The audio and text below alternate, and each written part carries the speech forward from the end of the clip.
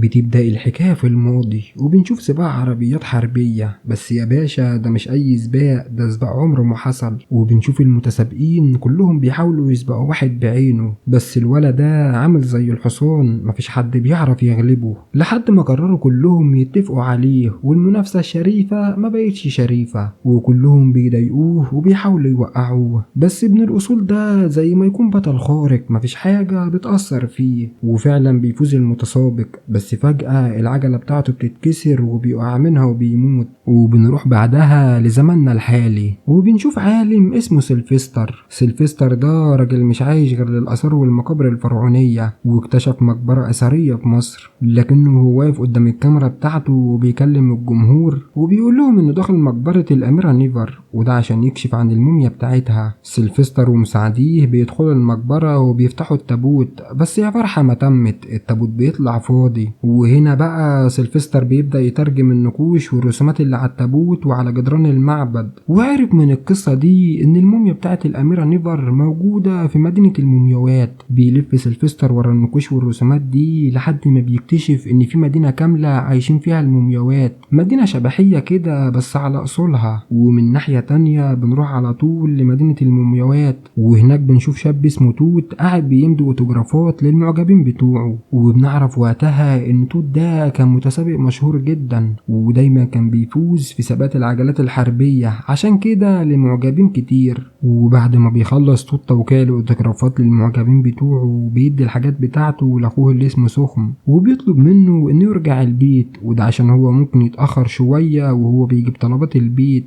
وفعلا توت بيمشي عشان يشتري طلبات البيت، لكنه في الطريق بتخبطه بنت بالعجلة الحربية بتاعتها وبتفضل تتخانق معاه، وده عشان هي مش عارفة مين ده وبتسيبه وتمشي. وبنعرف بعدها ان البنت دي هي الأميرة نيفر بنت الفرعون. واول ما نيفر بتروح القصر بتفضل تغني بصوت عالي، فبتجيلها المساعدة بتاعتها اوسي وبتزعق لها وبتقول لها ان الأميرة المفروض ما تغنيش، واللي بيغنوا دول بيكونوا الخدم وصناع الترفيه بس. فنيفر بتقول لها انها مش هتعمل كده تاني، وبتطلب منها انها ما تقولش لابوها عشان ما يتضايقش منها. وبعد ما بتخلص نيفر بتلبس اللبس الملكي بتاعها وبتنزل عشان تقابل ابوها الفرعون، وبيقول لها ابوها ان النهارده هيتم اختيار جوز ليها، وانهم هيطلقوا طائر العنقاء في السماء وهو اللي هيختار لها الجوز المناسب. ووقتها بيظهر على نيفر انها مش موافقه على الكلام ده، وبتقول لابوها انها مش عاوزه تتجوز دلوقتي عشان هي لسه صغيره وعاوزه تحقق حاجات كتير في حياتها. فالفرعون بيرد عليها وبيقول لها ان ده قدرها وواجبها اتجاه المملكه، وده بقى اللي مفيش منه مفر. وبالرغم ان نيفر بتكون حزينه ومش مقتنعه بكلام ابوها، الا انها بتوافق في الاخر. وفعلا بتبدا مراسم اختيار جوز الاميره نيفر، وبيطلب الفرعون من طائر العنقاء انه يطير ناحيه المدينه عشان يختار العريس المناسب للاميره. طائر العنقاء بيفضل ماشي في المدينه، ومساعدين الفرعون عمالين يراقبوه بالتلسكوب بتاعهم ومش سايبين حاجه للصدفه. وفي الوقت ده سخم بيكون قاعد يلعب مع التمساح بتاعه بكرسي دوار، ولكنه بيرمي غلط فالكرسي بيخبط في طائر العنقاء وبيقع على البيت بتاعهم. وفي الوقت ده مساعدين الفرعون بيقولوا له ان طائر العنقاء اختار عريس للاميره نيفر. اما توت وسخم بيتفاجئوا انه في حراس جايين عشان يقبضوا على توت وبيودوه لقصر الفرعون. واول ما الاميره نيفر بتشوف توت بتفتكر ان هو نفس الشخص اللي خبطته بالعجله بتاعتها، وبتقول انه شخص غريب وانه مش من مستواها عشان هو مجرد متسابق عجلات حربيه. ووقتها توت بيقول لهم ان هو كمان مش موافق على الجوازه دي عشان هي مش مناسبه ليه، وانها لازم تتجوز امير زيها. بس مساعدين الفرعون بيقولوا ان ده شيء مقدس، وان القانون بيقول انه لو رفض عقابه الاعدام. فبيخاف توت جدا وبيوافق يتجوزها. ووقتها الفرعون بيدوله علبه فيها خاتم الجواز عشان يقدمه لنيفر يوم الفرح. وبعد ما بياخد توت الخاتم بيروح يتكلم مع نيفر وبيقول لها انه مش موافق على الجوازه دي، وان عنده معجبات كتير وانه لسه عايز يعيش حياته. فنيفر بتقول له انها هي كمان مش موافقه بس مضطره توافق عشان ابوها ما يتضايقش منها. وبعدها بيمشي توت وبيروح يقابل اخوه سخم، وبيعرفوا انهم عاوزينه يتجوز الاميرة نيفر. فسخم بيفضل يضحك عليه وبيقول له ازاي اختاروك انت يا جدع، ده انت اكتر واحد بيكره الالتزام والمسؤولية. فتوت بيرد عليه وبيقول له انه مش فاهم حاجة، بس كل اللي فاهمه ان الخاتم اللي معاه ده لو ضاع او حصل له اي حاجة الحراس هيقتلوه. ووقتها سخم بيطمنه وبيقول له لازم نحافظ عليه في مكان امن عشان ده اهم حاجة في حياتنا دلوقتي. وفعلا بيوصلوا هما الاتنين للسرداب المهجور اللي توت مخبي فيه الجوايز بتاعته، وبيحطوا الخاتم في دولاب جوه السرداب. ومن ناحية تانية بنرجع لعالم الآثار سيلفستر وبنشوفه وهو بيدخل السرداب اللي بيوصله لمدينة المومياوات بمساعدة الروبوت بتاعه، والروبوت ده بيقدر يوصل لمكان الخاتم. سيلفستر بيفرح جدا وبيأمر الروبوت بتاعه انه يفجر المكان. وقتها توت بيسمع صوت الانفجار فبيرجع تاني بسرعة عشان يطمن على الخاتم، بس بيتفاجئ ان المكان كله متدمر ومفيهوش حتة سليمة. وقتها توت بيفهم ان في حد من الاحياء هو اللي عمل كده، وبيقول لاخوه سخم انه لازم يرجع لعالم الاحياء عشان يرجع الخاتم. فسخم بيرد عليه وبيقول له ان ده خطر جدا وانه ممكن يجيب خاتم تاني مكانه. فتوت بيقول له ان ده خاتم ملكي وانه هدية من الفرعون نفسه، وانه الفرعون لو عرف ان الخاتم ضاع منه ممكن يعدمه. وقتها سخم بيقول له توت انه لازم يروح معاه والا هيقول للفرعون انه ضيع الخاتم. فتوت بيضطر يوافق، وفعلا بيتحركوا هما الاتنين عشان يروحوا لعالم الاحياء وبيعدوا من البوابة. توت بيقول لاخوه سخم انه ما يقربش من اي ضوء ابيض عشان الضوء ده بيبين انهم مومياوات وبيظهر حقيقتهم. وبعدها بيخرجوا هما الاتنين من المقبرة وبيشوفوا منطقة الاهرامات،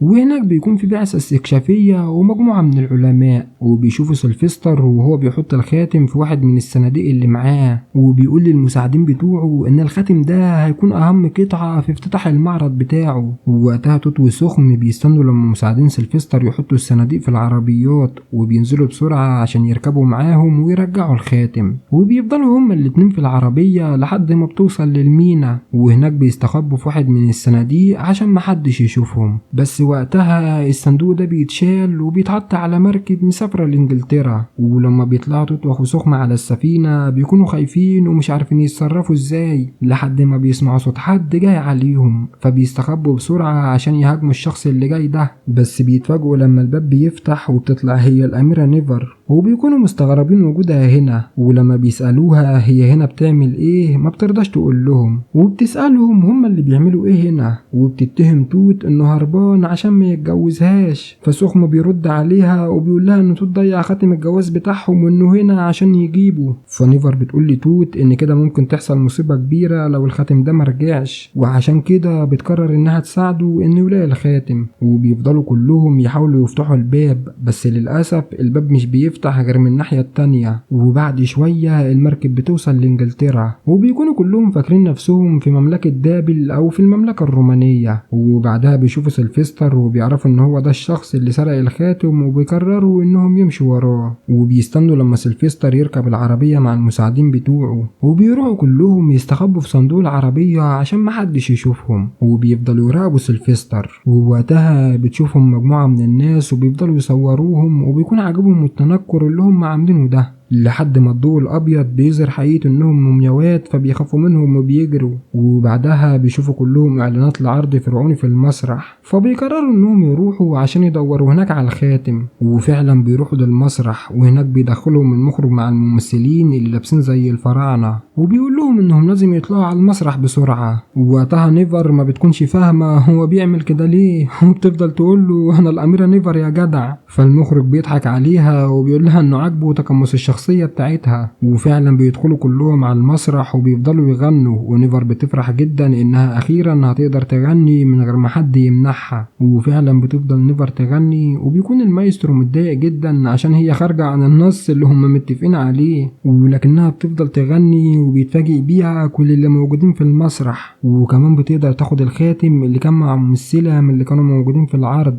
وده عشان هي فاكرة ان هو ده الخاتم الاصلي اللي بيدوروا عليه. لكن للأسف للأسف بيطلع خاتم مزيف. وأثناء ده كله سيلفستر بيكون قاعد بيتفرج على العرض المسرحي ده، ووقتها بيلاحظ العلامة اللي على جسم نيفر، وبيعرف إن محدش يعمل العلامات ده بالإتقان ده إلا لو كان فرعوني بجد، وبيفهم إن دي موميا حقيقية وإنها هربانة من مدينة المومياوات عشان بتدور على حاجة هنا. وبعد ما العرض بيخلص بيمشي توت ونيفر وسخم وبيحاولوا يهربوا بسرعة بعد ما افتكروا إنهم كده أخدوا الخاتم. ووقتها بيقابلوا راجل غريب كده اسمه إد، وبيقول لهم إنه مستعد يوصلهم في المكان اللي هم عاوزينه، وفعلا كلهم بيركبوا معاه. وإد بيفضل يتكلم مع نيفر وبيقول لها إنه سمع صوتها وإنه عجبه جدا، وإن هو كمان مستعد يعمل لها ألبوم ويكون هو المنتج بتاعها. بس توت بيتدخل وبيقول له إن عندهم حاجات أهم ولازم يرجعوا لوطنهم في أسرع وقت. فإد بيقول لنيفر إنها لو غيرت رأيها في أي وقت ممكن تكلمه، وبيديها الكارت بتاعه. وبالليل نيفر بتقعد تتكلم مع توت وبتقوله إنها بتفكر ما ترجعش تاني لوطنها، وده عشان هي حاسة هنا إنها ممكن تغني وتحقق حلمها من غير ما يكون عليها أي قيود، عشان هي الأميرة أو بنت الفرعون. وأثناء ما هما بيتكلموا الدنيا بتبدأ تمطر، ووقتها بيقرروا إنهم يرجعوا لإد عشان يفضلوا عنده لحد ما المطر يخلص. وفعلا بيروحوا لإد اللي بيرحب بيهم وبيخلوهم يباتوا عنده لحد تاني يوم. ومن ناحية تانية بنشوف سيلفستر وهو ماسك بردية قديمة، وبعدين بيقول للمساعدين بتوعه على الأسطورة اللي بتحكي عن الأميرة نيفر وعن الخاتم بتاع جوازها اللي ضاع منها، وإن معنى إنها موجودة دلوقتي في عالم الأحياء إن الأسطورة دي حقيقية وإنها رجعت عشان تاخد الخاتم ده. وفي تاني يوم بنشوف إد وهو بيتكلم مع نيفر وبيقول لها إن هينتج لها ألبوم غنائي وهيتكفل بكل المصاريف عشان هو مؤمن بيها وبموهبتها. بس المشكلة إن الهدوم اللي هي لابساها هي وتوت مش مناسبة جدا، وإن هما محتاجين هدوم جديدة، وعشان كده بيدوهم كارت البنك بتاعه عشان يروحوا يجيبوا هدوم جديدة. وفعلا بيروحوا كلهم يشتروا هدوم من المول وبيكونوا مبسوطين جدا من التجربة دي. وبيرجعوا لإد اللي بيساعدهم وبيسجل أغاني نيفر اللي بمجرد ما بتنزل بتنتشر جدا وبتحقق ملايين المشاهدات. وفي الوقت ده بنشوف سيلفستر وهو بيتفرج على الأخبار وبيشوف نيفر في التلفزيون وبيقول إنه أخيرا عرف مكانها. ومن ناحية تانية بنشوف توت وهو قاعد بيتكلم مع نيفر، وبنشوف بعدها نيفر وهي واقفة في البلكونة، بس فجأة بيجيلها سيلفستر وبيديها سهم منوم وبيقبض عليها هو والمساعدين بتوعه. وأول ما توت بيشوفهم بيجري وراهم بسرعة عشان ينقذ نيفر بس ما بيلحقش. وبيظهر بعدها توت وهو حزين جدا ومش عارف يتصرف ازاي.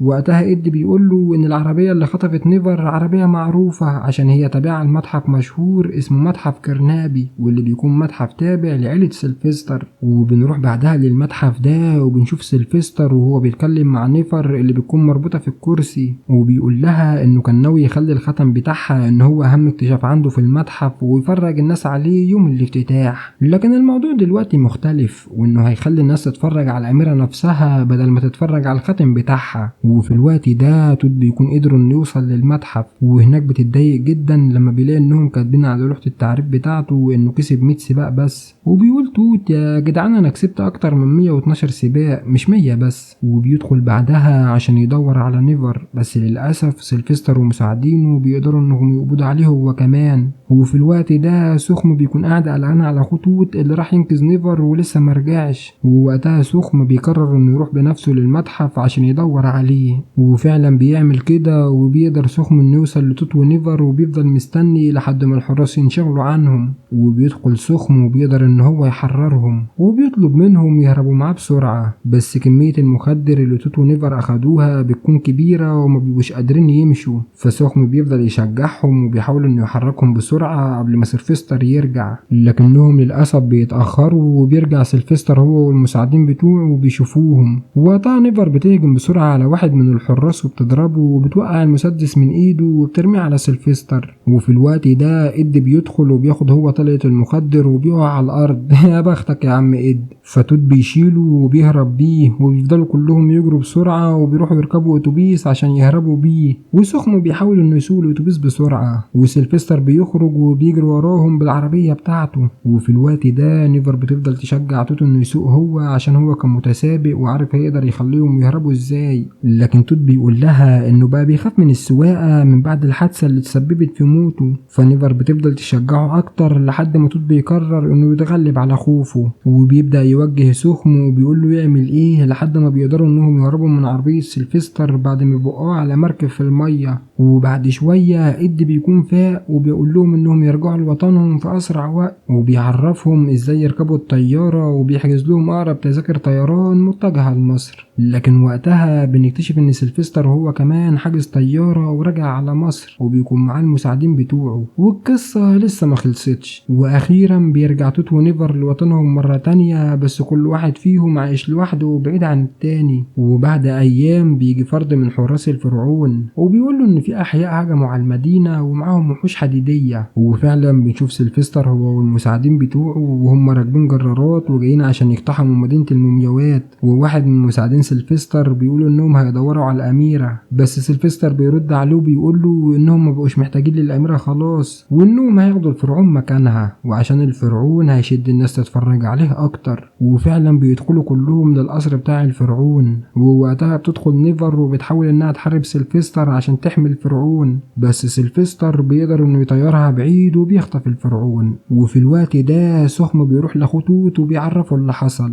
فتوت بيقول له ان نيفر اكيد مش هتحتاج لواحد زيه هو اللي يحميها. فسخم بيرد عليه وبيقول له ان نيفر في خطر وانها بتحارب الوحوش الحديديه لوحدها. فتوت بيقرر انه يروح لها بسرعه عشان يساعدها، وفعلا بيوصل توت في الوقت المناسب وبيقدر انه يوصل لنيفر اللي بتركب معاه العجله الحربيه بتاعته. وبيفضلوا يطاردوا سيلفستر لحد ما توت بيقدر يوصل لسيلفستر، وبيفضلوا هما الاتنين يتخانقوا. وفي الوقت ده بنكتشف ان الطريق اللي هما ماشيين عليه عباره عن منحدر، وانهم كده هيقعوا من مسافه كبيره جدا. ونيفر بتكون لسه مربوطه في العجله الحربيه اللي مربوطه في الجرار. فتوت بيروح لها بسرعه وبيقدر ان هو يفكها، وبيرمي نفسه مع سيلفستر عشان ينقذ نيفر اللي بتفضل تنادى عليه عشان ما يعملش كده، لكنه بيقول لها ان ده الحل الوحيد عشان ينقذ مدينه المومياوات. وفعلا بيقعوا هما الاتنين على المنحدر. ووقتها نيفر بتنزل وبتفضل تدور على توت وهي حزينه على موته، بس وقتها بتتفاجئ ان توت لسه عايش وانه قدر يمسك في حافه المنحدر. فنيفر بتنقذه وبتطلعه وبتكون مبسوطه جدا انه لسه عايش، وبتاخده وبيروحوا هما الاتنين للفرعون وبيقولوا له انهم موافقين على الجواز ومستعدين يعيشوا مع بعض طول العمر. فالفرعون بيقول لهم ان حتى لو طائر العنقاء ما كانش راح ناحيه بيت توت بارادته، ففي النهايه القدر كان كاتب لهم انهم يتجمعوا تحت اي ظرف. واخيرا بيتجوز توت ونيفر، والفرعون بيعمل لهم فرح كبير وبيكونوا كل سكان المدينه فرحانين بيهم. ولغايه هنا يا صديقي بنكون وصلنا لنهايه فيديو النهارده. سلام.